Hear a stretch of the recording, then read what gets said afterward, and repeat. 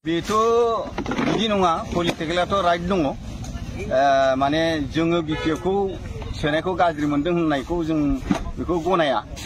जोङो बिपिएफ हिसाबै दंखायो जेला जों बिपिएफखौनो मोजां मोनो आरो रायजो राजाया बिपिएफखौ सापर्ट खालामो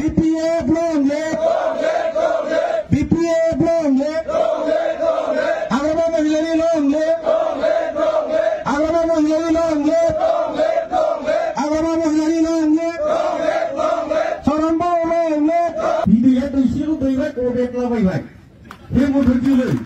नायक मासे हजार दैनि रावबो खोनाया जोंना सरन सारनि खोनाया गदेरनाय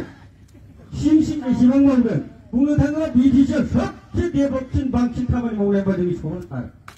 एमएलएनि भितराव नाम्बार 1 भारत सोरनियाव परिबर्तन जादों डेभेलप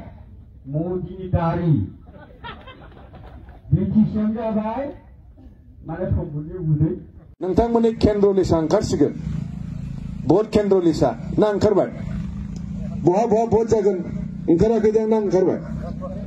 ओंखाराखै ने जों एसे नुखोमाबाय खिन्थु जागोन ना जाया बुंबायनोथ' हाला ने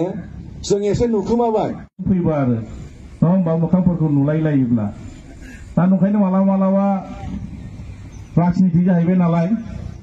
फैबा दाय जानो नागिरो हा सिगांनिफ्रायनो बिपिएफजों जड़ित दं